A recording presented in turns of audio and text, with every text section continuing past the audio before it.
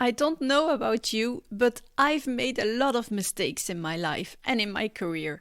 From sending the wrong email to my whole database, to launching an update of a crucial platform for teachers full of bugs right when they needed it most, from saying stupid things in meetings to my boss or to dear ones, from leaving at the gas station with the gas hose still in my car. And some of these mistakes were mine and others were made by someone in my team. And today I wanted to talk about this, how to handle screw-ups and even transforming them into opportunities. I'm Murielle, CEO, mum and educator. I used to work really hard and sacrificed important things to me until I lost my motivation. Fast forward past many failed attempts and lessons learned, and I found a way to reach great results while working less. Today, I'm obsessed with helping other leaders build meaningful lives. So each week, I'll be sharing inspiration to change your life and organization. This is Rebel Leader with a Heart. I just had an emotional morning. I had received bad news this morning regarding my son. Nothing irreversible, fortunately, but still it destabilized me a little bit and made me feel bad and tired. I called my sister to share, listened to my emotions, decided to be nice with myself, and I also decided I wouldn't deliver what I had planned for today, and that's okay when I feel bad. And I hope you can be that nice with yourself as well. Sometimes you have those days where you don't manage to deliver what you should deliver because you're not feeling well, and that's okay. So I listened to nice music instead, and slowly my energy came back and I took some actions which made me feel in control again. So I started writing again, writing a podcast scenario, when Daphne, my colleague, called in panic. I've made a mistake. The email that I was supposed to send to this one customer, I sent it by accident to the whole database. And so my whole body reacted immediately with a big tension in my chest, my breathing was shallow, and I could feel the anger rise. Fortunately, I was aware this was happening because I observed myself at that moment, so I took a deep breath. I managed to contain my anger at that moment and told her, okay, I'm going to send an email to everyone to excuse ourselves, but I couldn't contain it all and still said, you should have checked the list before sending the email. And this wasn't necessary, of course, because she knew that. She knew she had made a mistake and probably she's not going to make that mistake again. And she was feeling the same kind of tension in her body as well. So I sent an email to excuse myself to the almost 5,000 people that received the wrong email. And then we called again to talk about it and agreed to do something nice to release that tension that had built up in our bodies and that was still present for both of us. And you know what? We've never had so many answers and nice reactions to that email with excuses.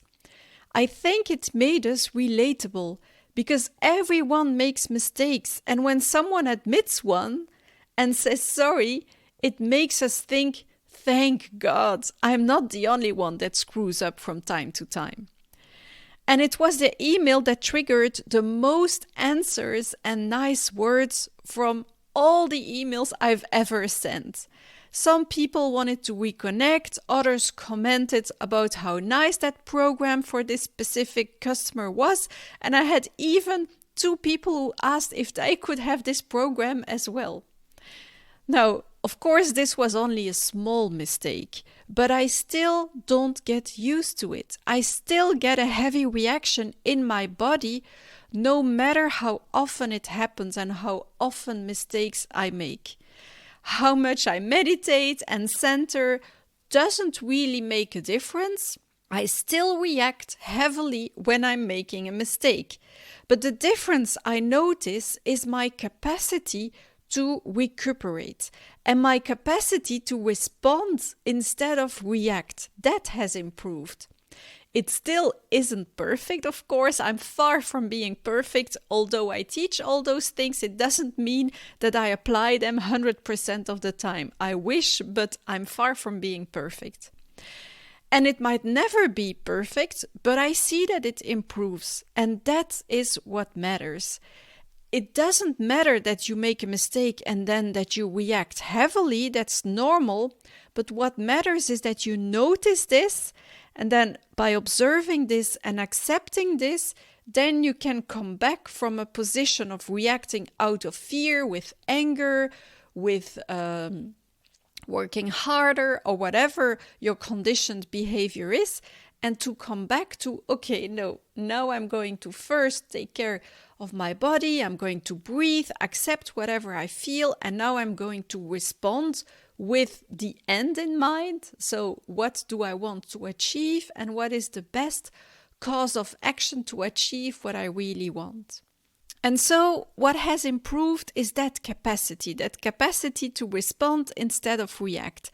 Like I said, it's still not perfect, but it improves. And that is what matters, because you can't help what you feel at the moment, whether it's anger towards a colleague that made a mistake, frustration, sadness, guilt, resignation, fear of not reaching your goals, or fear of disappointing someone.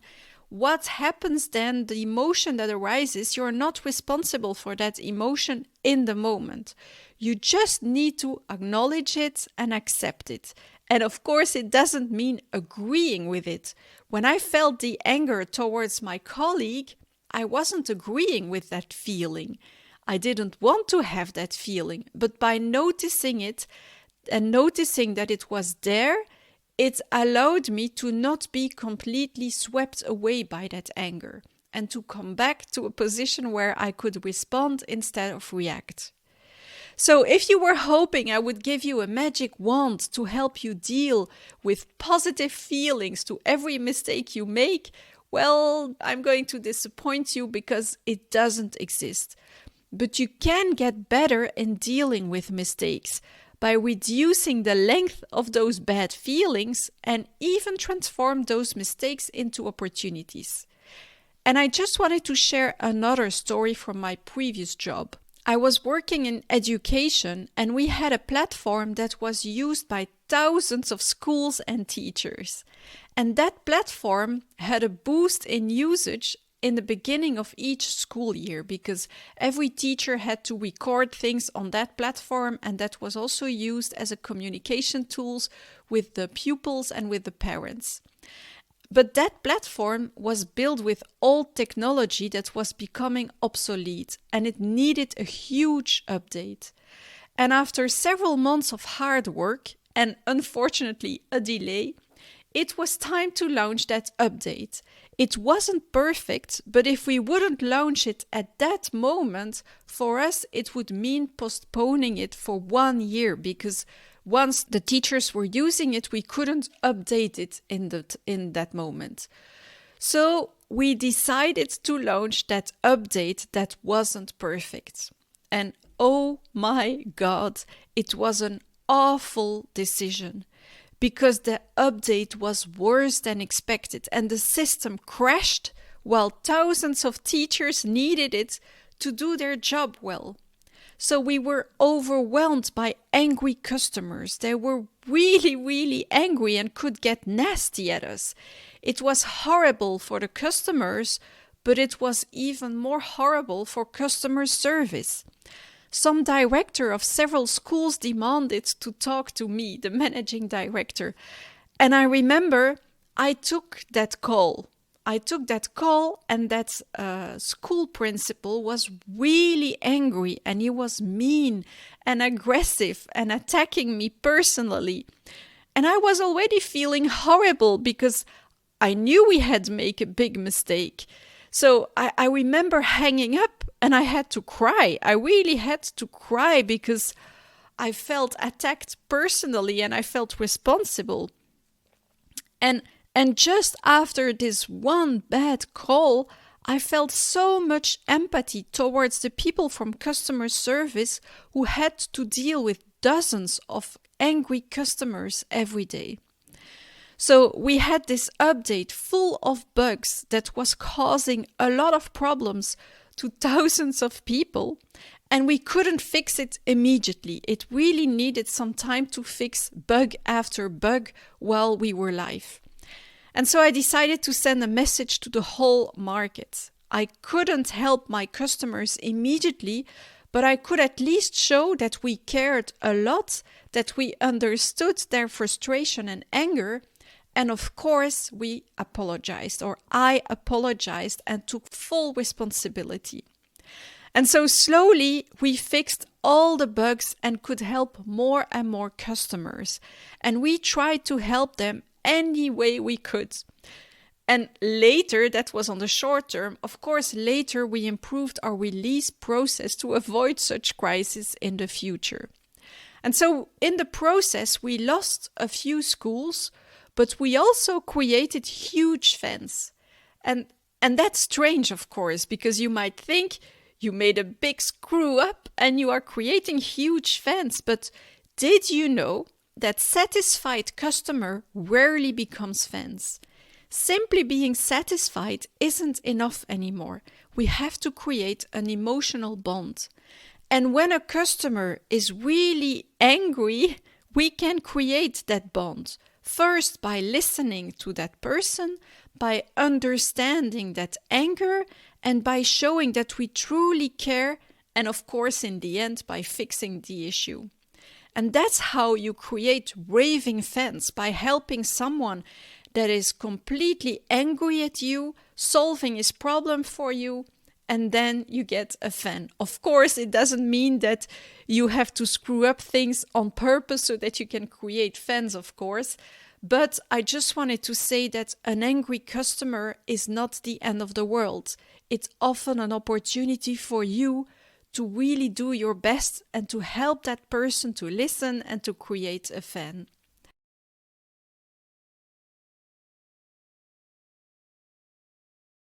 So making mistakes isn't so bad after all, because when you make a mistake, you can create this deeper emotional connection, whether it's with a customer, whether it's by apologizing like I did, or whether it's just admitting that you made a mistake, because it makes you relatable. People can feel a connection with you, that you're not perfect and they're making mistakes, you're making mistakes, and that creates a connection.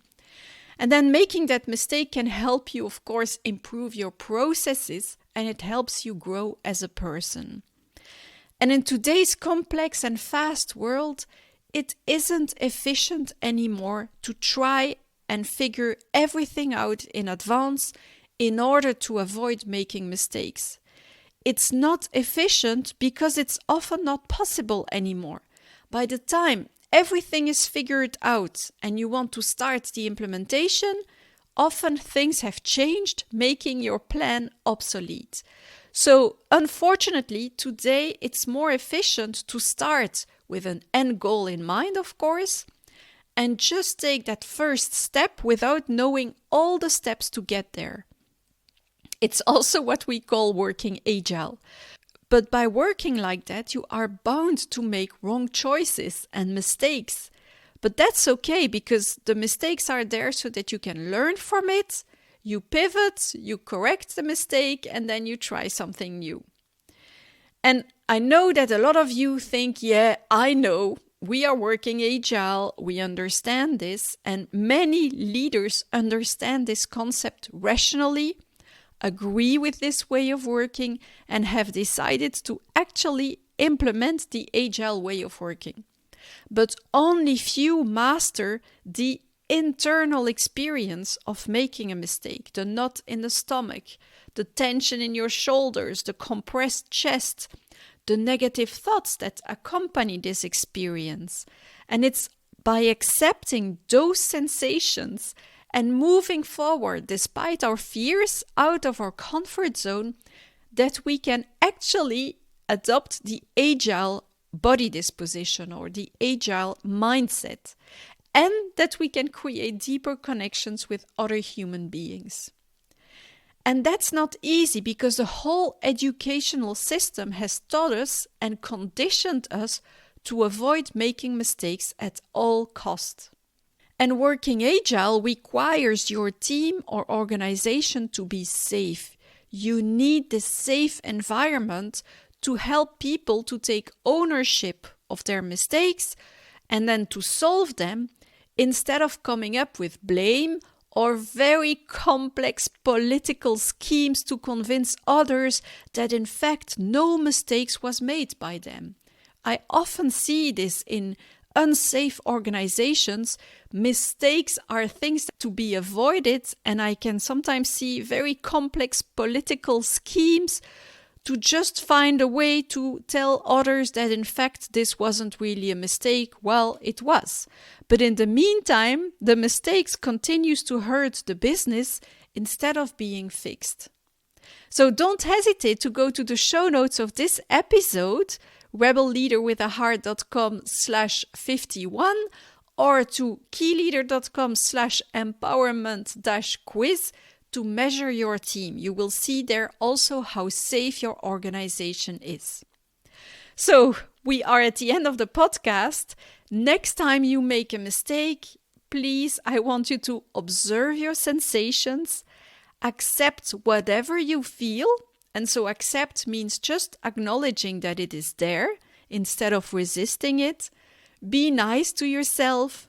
Take full responsibility of solving the mistakes, even if someone else made it. Just take full responsibility, learn from it, fix it, or apologize. So I'm really curious, how do you tend to react when you make a mistake? Do you own your mistakes, or do you consciously or unconsciously blame someone else?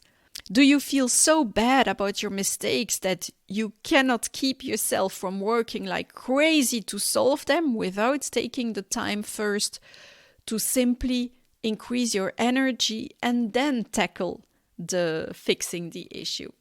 So that was it for today. Don't hesitate to share with me the biggest mistakes you have made.